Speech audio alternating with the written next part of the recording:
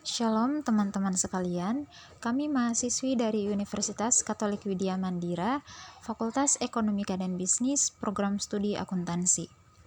Sebelum kami masuk ke pembahasan lebih lanjut, izinkanlah kami memperkenalkan diri terlebih dahulu. Yang pertama, ada saya sendiri, Melania Irene Hubertini Rampungadang, dengan NIM 3312121. Selanjutnya ada Florentina Asobenganua dengan NIM 331-21018. Dan yang terakhir ada Natalia Rosalina Maya dengan NIM 331-20057. Baiklah, kami dari kelompok 9 akan mempresentasikan materi dengan judul Aspek Keperilakuan pada Pelaporan dan Evaluasi serta contoh riset akuntansi keperilakuan pada pelaporan evaluasi. Baik, di sini saya sebagai pemateri 1 akan membahas terkait akuntansi perilaku terhadap pelaporan. Secara umum, dalam konteks pelaporan, akuntansi perilaku menyoroti bagaimana cara penyajian informasi akuntansi dapat mempengaruhi persepsi dan keputusan para pengguna laporan keuangan. Misalnya, laporan yang disusun dengan jelas dan mudah dipahami dapat membantu manajer dan pemangku kepentingan membuat keputusan yang lebih tepat. Yang berikut syarat-syarat pelaporan. Di dunia yang penuh dengan persyaratan pelaporan, riset akuntansi keperilakuan perlu memperluas fokus dari sekedar dampak informasi pada penerima menjadi pemahaman tentang bagaimana persyaratan pelaporan itu sendiri mempengaruhi perilaku pelapor. Nah, pelapor akuntansi sebagai komunikasi informasi keuangan atau manajemen umumnya tidak dilakukan sukarela, kecuali pelapor melihat keuntungan dalam memengaruhi penerima atau karena ada paksaan dari pihak yang berkuasa.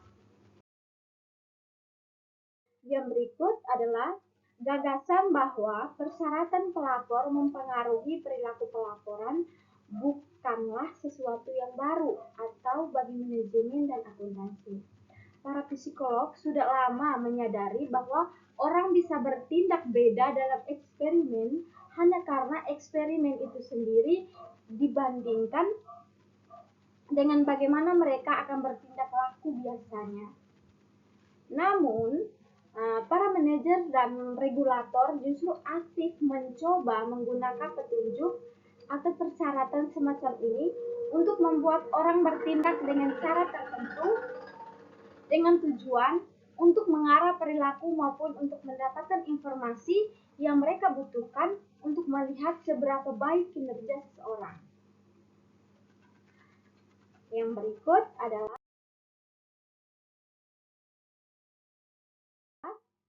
persyaratan pelaporan dapat mempengaruhi perilaku pelaporan dalam beberapa cara.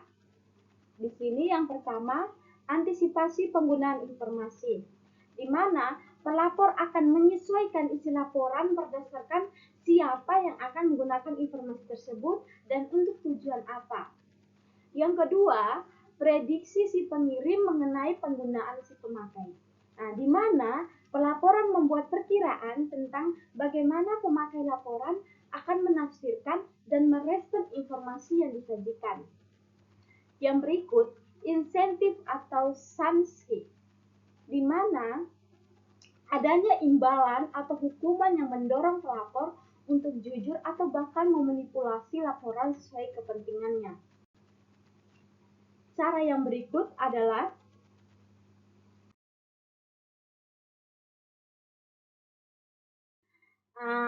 penentuan waktu, di mana pelapor bisa memilih kapan akan melaporkan suatu informasi demi keuntungan tertentu. Yang berikut, strategi respon literatif, di mana pelapor dan pemakai saling mempengaruhi dalam siklus pelaporan berikutnya. Nah, di mana masing-masing belajar dari perilaku sebelumnya. Yang berikut adalah pengarah perhatian, di mana persyaratan pelaporan dapat mengarah perhatian pelaku dan pengguna pada aspek-aspek tertentu, kadang mengabaikan hal lain yang juga penting. Demikian materi yang saya sajikan, dan materi berikut akan dilanjutkan oleh teman saya. Baik, saya pemateri kedua. Di sini saya akan membahas tentang dampak dari persyaratan pelaporan, yaitu bagi menjadi 3.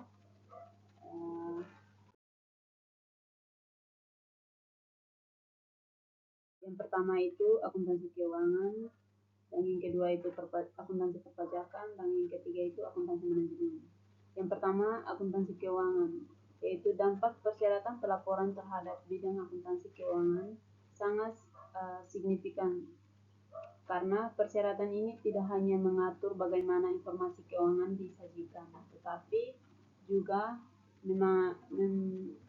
mengaruhi perilaku pelaporan dan kualitas informasi yang disampaikan. Yang kedua itu akuntansi perpajakan, yaitu beberapa persyaratan pelaporan telah dikenakan tidak hanya kepada pembayaran pajak itu sendiri, tetapi juga pada pihak lain seperti karyawan dengan maksud untuk membantu hukum pajak lebih dipatuhi.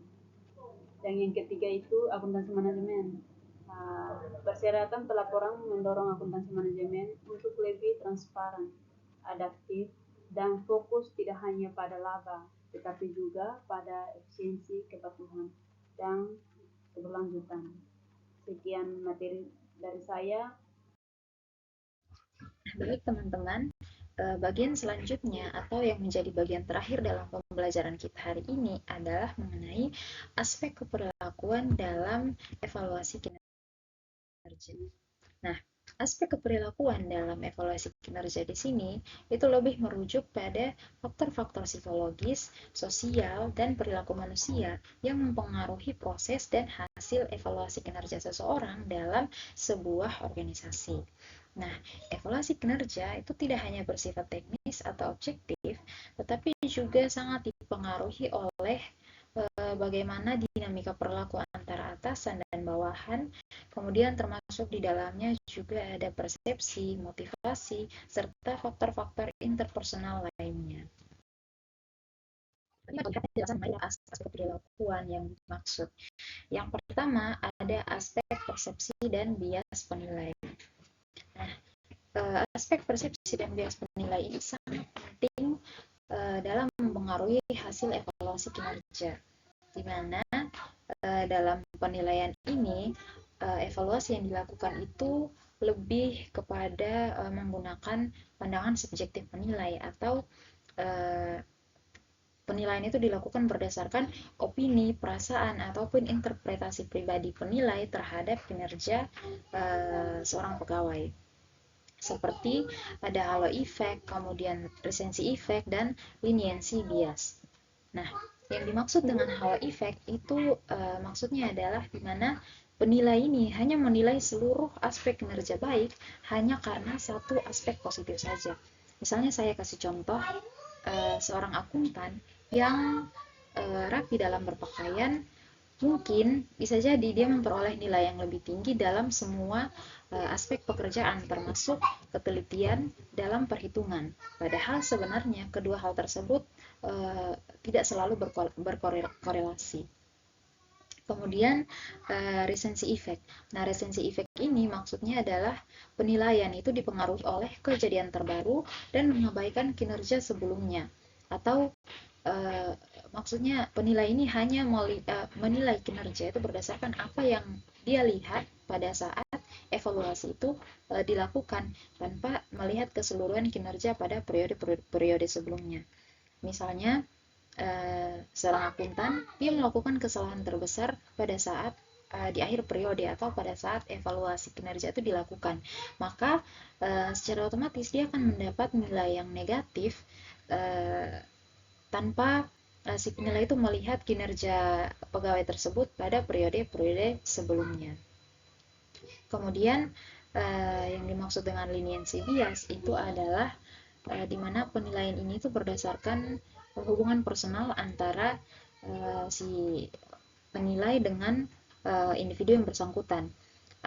Misalnya penilai itu jadi cenderung memberikan nilai yang lebih tinggi kepada si pegawai dari nilai yang sepantasnya dia dapatkan, karena bisa jadi dengan alasan untuk menjaga hubungan baik, atau juga bisa jadi karena kurangnya keberanian dari si penilai untuk memberi nilai negatif terhadap pegawai yang bersangkutan. Kemudian aspek yang kedua itu ada motivasi pegawai. Nah, dalam hal ini motivasi itu kan merupakan dorongan internal atau eksternal seseorang yang mempengaruhi semangat dan perilaku pegawai dalam bekerja. Sehingga dalam aspek ini penilaian yang dilakukan itu lebih secara objektif atau berdasarkan fakta dan data konkret yang dapat diukur serta dapat diverifikasi. Sehingga tentunya evaluasi yang adil itu dapat meningkatkan motivasi kerja pegawai, sedangkan evaluasi yang tidak objektif itu bisa menurunkan semangat kerja pegawai. Kemudian aspek yang selanjutnya adalah aspek hubungan interpersonal. Nah, hubungan interpersonal ini merupakan interaksi antara dua orang atau lebih yang ditandai dengan adanya kepercayaan, kemudian sikap sportif dan keterbukaan. Seperti contoh hubungan baik antara atasan dan bawahan yang mendukung evaluasi terbuka dan jujur. Seperti misalnya ya, dengan adanya hubungan baik antara atasan dan bawahan itu yang tentunya akan